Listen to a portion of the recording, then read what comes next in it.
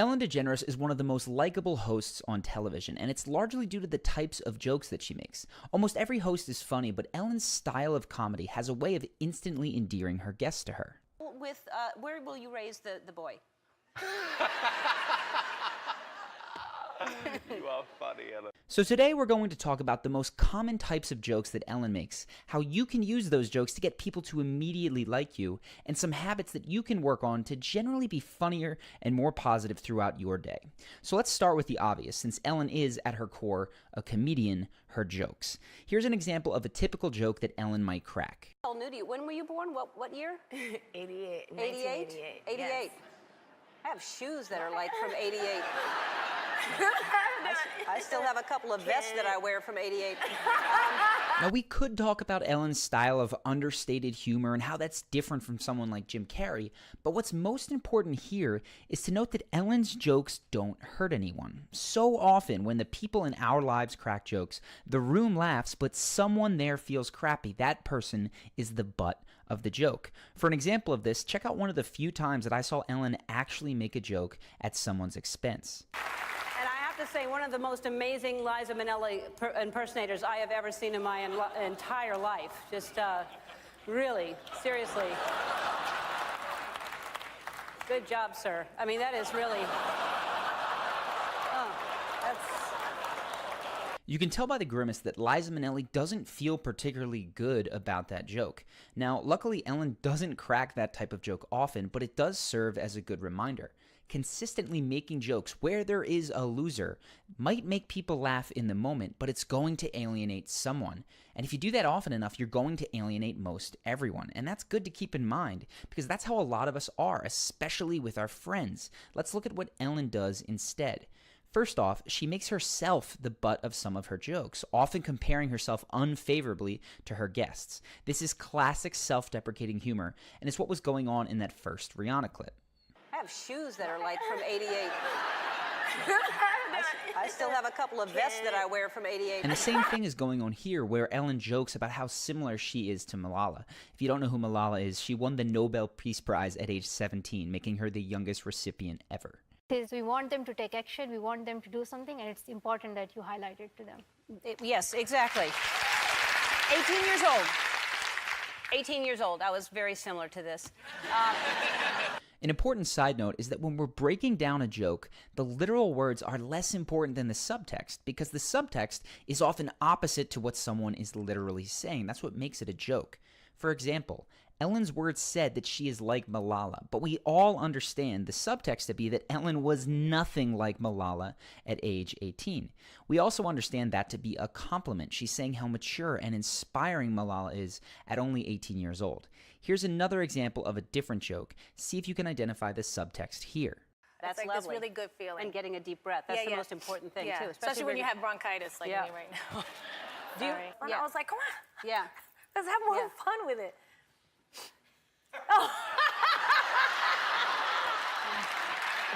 There's no words to this joke, but the subtext might be something like, Jennifer is sick and I don't want her to touch me. Now, this joke is technically at Jennifer Lopez's expense. After all, not wanting her to touch you is in the subtext. But this particular joke is harmless. It's not going to alienate anybody because most people are not insecure about being sick. Why?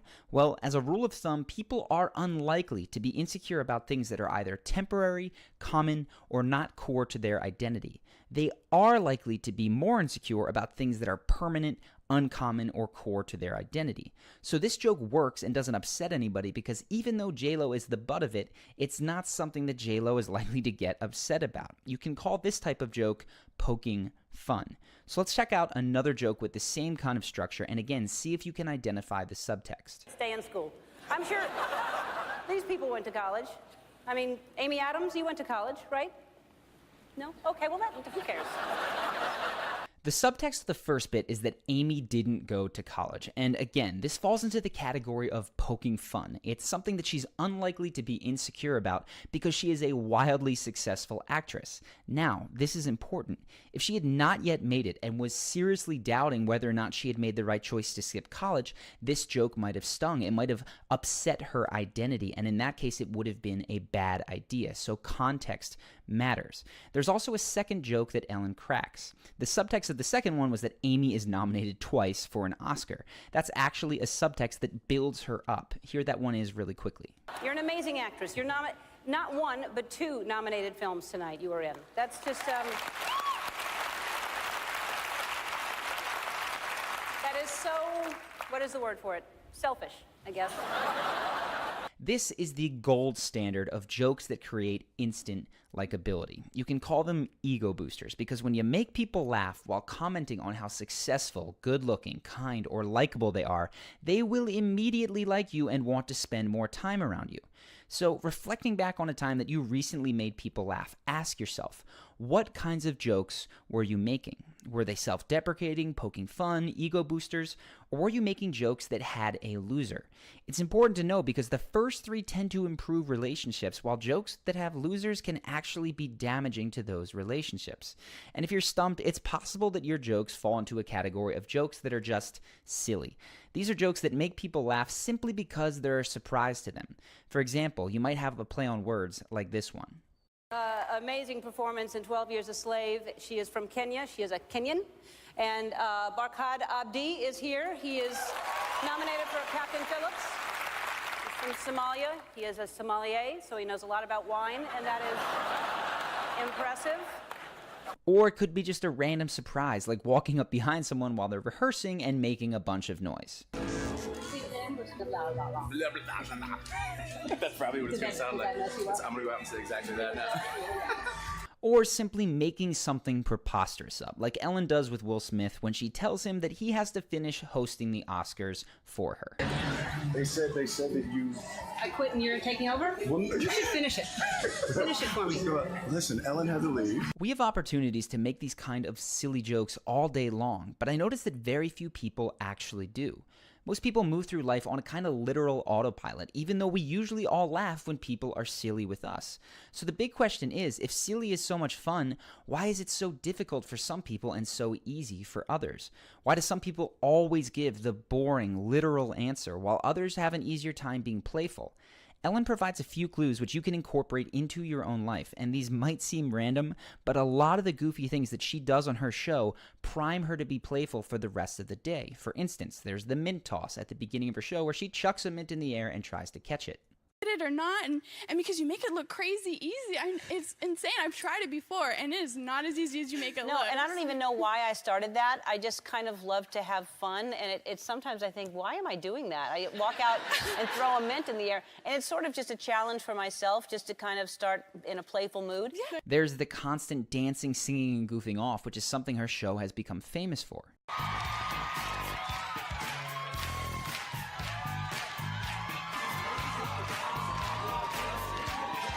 And of course, the games that she plays with her guests. It was actually Ellen and her team that made the Heads Up app, which was one of the most popular apps in the world for a while. Oh alors, mais c'est un petit pays. French, yes. Wow. Swedish. Yeah. Obviously, Ellen has the support of a talk show and a team to make all of these games into a larger-than-life reality, but you can incorporate the lessons that Ellen gives into your own life, and those will help make you more playful on a day-to-day basis.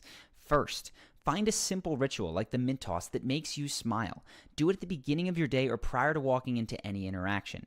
Second, move your body. You can literally dance. I've talked about this in tons of other videos, which I'm going to link to, but just trust me.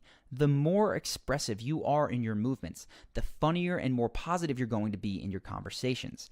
And then third, Find a way to bring actual games into your interactions. I admit you cannot always do this in a professional environment, but in the social world, you can whip out the Heads Up app on your phone if you find a conversation turning boring. I know it might sound silly, but one round of that, and it is amazing how people brighten up and open up conversationally. The point is, make sure to prime yourself to be playful. It's because Ellen has created a lifestyle that makes her more fun and positive all the time that she makes a really incredible first impression. But of course, fun isn't the only piece you need. If you want to consistently make a great first impression, there are 4 emotions that you want to hit in order. Most people totally get the order wrong even if they do hit the emotions, which is why they don't always make a great first impression. If you're curious about those 4 emotions and more importantly what order you need to hit them in, go ahead now and click the screen. It's going to take you to another page where you drop your email and you can get access to a video that's going to show you those emotions and the order that you need to hit them in so you can use it today. Also, if you haven't done so yet, make sure to subscribe to the channel. We make a new video every single week that's going to help you master some element of your charisma. This week, it was charismatic humor, but we've been known to cover everything from confidence to storytelling to leadership. So if you don't want to miss a video, go ahead and click the button to subscribe now. Any suggestions, leave those in the comments below. I'm compiling a long list now, and I go through it whenever I need a new video idea, which is basically every single week. So make sure to write down any topics or celebrities that you'd like to be covered. And of course, I hope that you have enjoyed this video, and I look forward to seeing you in the next one.